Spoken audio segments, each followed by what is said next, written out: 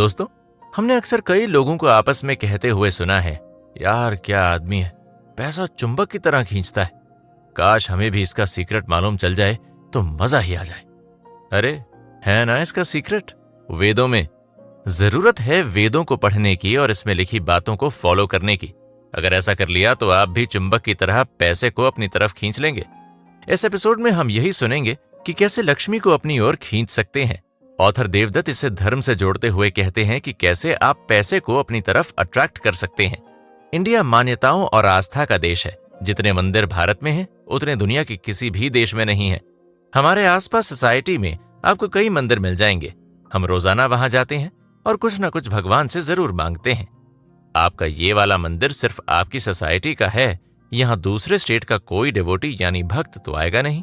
अब जरा मन में उन मंदिरों के बारे में सोचिए जो इतने फेमस हैं कि वहां पूरे भारत से लोग आते हैं। फॉरेन कंट्री के टूरिस्ट भी वहां आते हैं। इन मंदिरों को इच्छा पूर्ति के नाम से जाना जाता है। आपने इनके बारे में किसी न किसी से जरूर सुना होगा। आपने यहाँ से चमत्कार के बारे में सुना होगा, जिससे अट्रैक्ट होकर आप एक न एक बार जरूर वहां गए होंगे और आपकी मुराद भी पूरी हुई होगी। जैसे ही वो विश पूरी होगी, आप दोबारा अपनी मन्नत को लेकर खुशी खुशी वहां जाएंगे और कुछ न कुछ प्रसाद या चढ़ावा साथ जरूर ले जाएंगे। आप ऐसा क्यों करते हैं? क्या भगवान ने आपसे कभी कुछ मांगा? नहीं ना। मैं बताता हूं ऐसा क्यों। ऐसा इसलिए कि वहां आपने जो मांगा वो आपको मिला।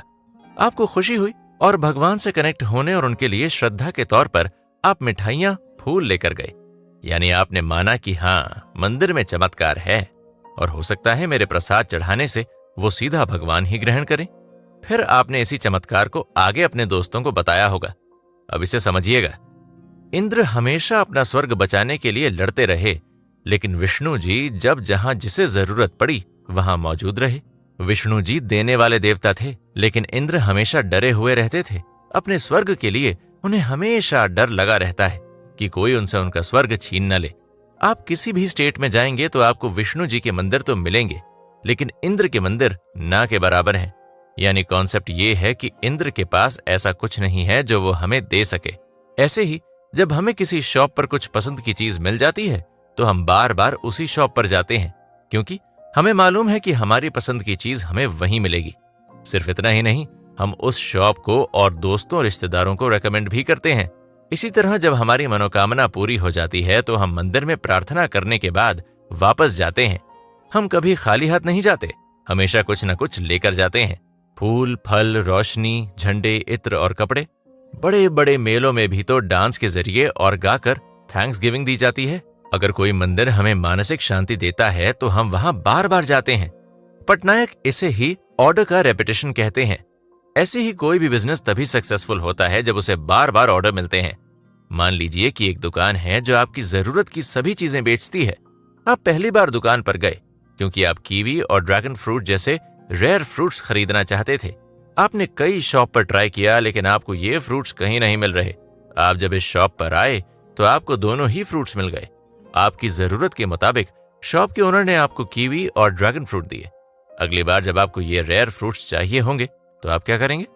पहले की तरह और दुकानों पर ढूंढेंगे या ऐसी दुकान पर फिर से आएंगे? जब आप बार बार दुकान पर जाते हैं तो दुकानदार को भी आपके आने से खुशी होती है, क्योंकि उसे आपसे कई ऑर्डर मिले हैं और कुछ टाइम बाद वो आपको डिस्काउंट भी देगा। आपने उसकी शॉप को बिजनेस जो दिया है। ठीक ऐसे ही है दोस्ती। जब आप कोई दोस्त बनाते हैं और मुसीबत के समय उससे एडवाइस लेते हैं और वो एडवाइस आपके लिए काम आए, तो आप हर मुसीबत में उसी दोस्त को याद करेंगे। उसने आपको पॉजिटिव एनर्जी दी थी और आप बार बार उससे मिलना चाहेंगे। दूसरी तरफ आप उन दोस्तों से बचना चाहेंगे जो आपको नेगेटिव और छोटा फील कराते हैं। आप ही नहीं, हर कोई इंसान चाहता है कि उसे एक ऐसी कंपनी मिले जो उसे पॉजिटिव फील कराए। तो बात साफ है, जो हमारी इच्छाओं को पूरा करते हैं उन्हीं की डिमांड रहती है और हम बार बार उनके साथ ऑर्डर रिपीट करते हैं। यही आपके बिजनेस के साथ भी होता है। जब आप बार बार किसी चीज से सैटिस्फाई हुए हैं तो आप किसी और को रेफर करते हैं, जैसे अपने मिलने वाले दोस्तों, फैमिली या फिर रिश्तेदारों को। इसी को रेफरल कहा जाता है।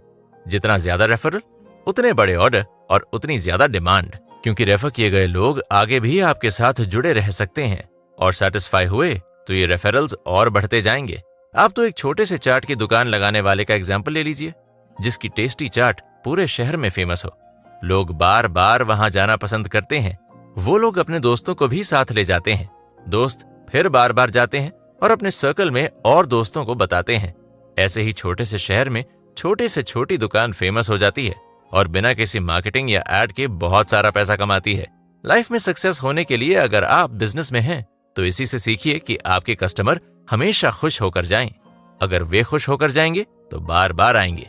उन्होंने जो मांगा उसे आपने तथास्तु किया तो बदले में आपको स्वाहा यानी पैसा जरूर मिलेगा।